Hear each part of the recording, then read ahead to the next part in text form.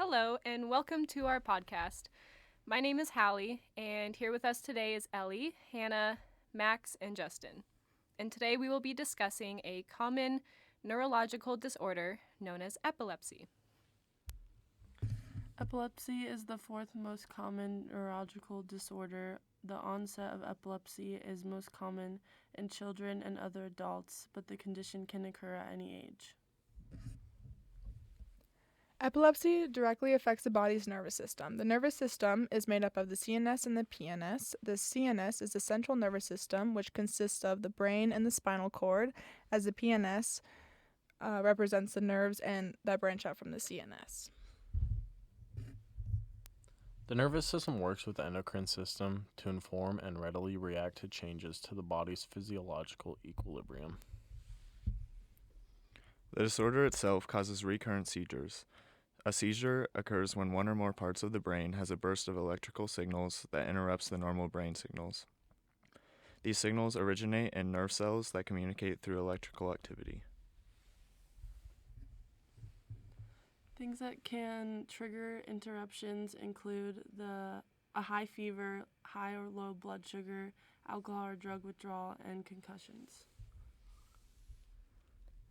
The seizures themselves can be focal, affecting an individual area of the brain, or they can become generalized, meaning that it either affects a few parts of the brain or the whole brain at once.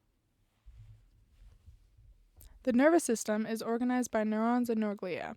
Neurons can be multipolar, bipolar, and unipolar, which is decided based on how many neurites are coming off of the neuron.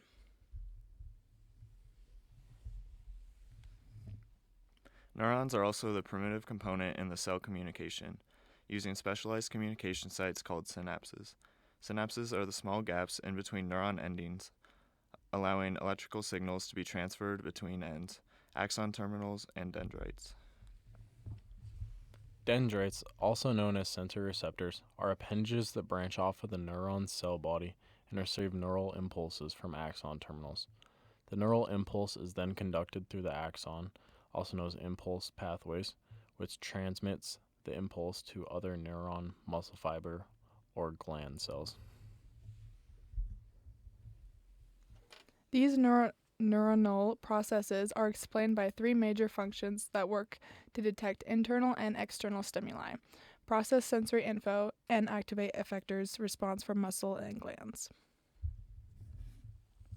The neurons' functions specifically include a couple of things. The interneurons, located in the central nervous system, integrate incoming info and activate responses. The motor or afferent pathway's job is to carry into the effector's muscles and glands.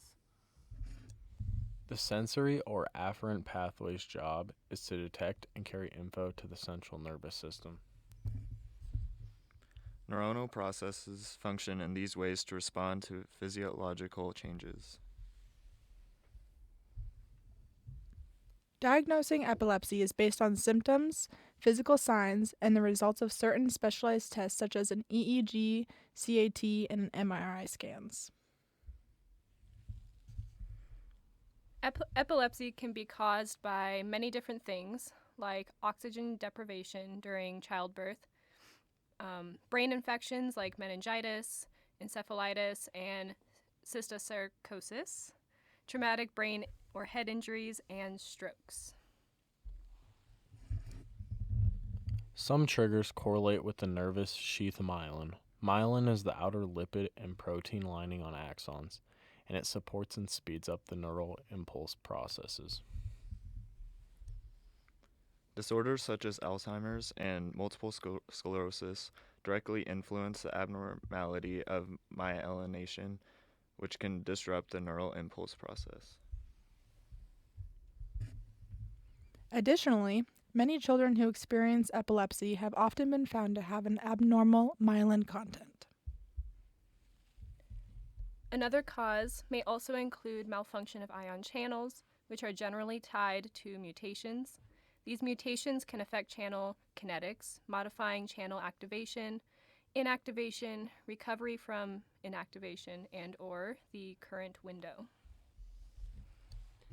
An example of this would be an irregular activation process of voltage-gated sodium channels, also referred to as NAV channels. These sodium channels play an essential role in the generation and prolongation of action potential, and many malfunctions caused by mutations can induce irregular neuronal activity. Homeostasis is when the body reaches an equilibrium. The body functions in a way to motorize temperature, regulate blood sugar, and control more internal states in order to have consistent levels.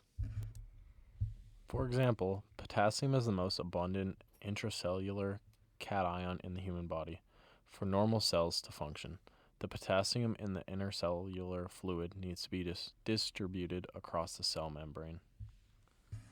When the potassium becomes imbalanced, it knocks homeostasis out of place, and the potassium imbalance can cause serious diseases and can even cause epileptic episodes.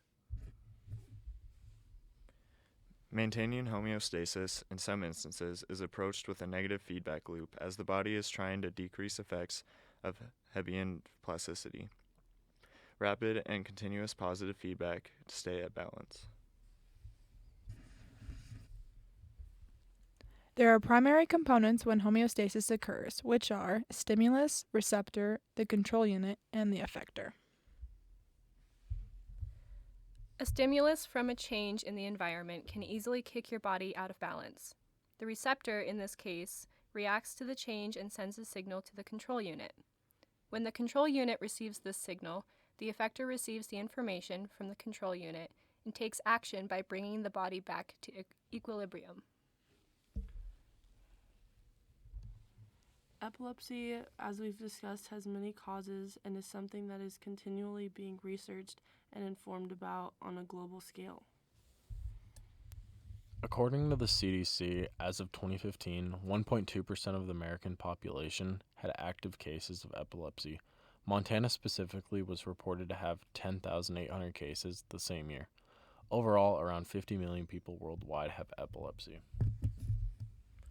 One of the most difficult aspects of being diagnosed with epilepsy is the social stigma that can be associated with it. This can act as a treatment and resource barrier worldwide. Epilepsy has even been used as an excuse for standing policies. China and India have these such policies, some even revolving around marriage and divorce restrictions. The prevalence of epilepsy is particularly high in Latin America and in several African countries, notably Liberia, Nigeria, and the United Republic of Tanzania.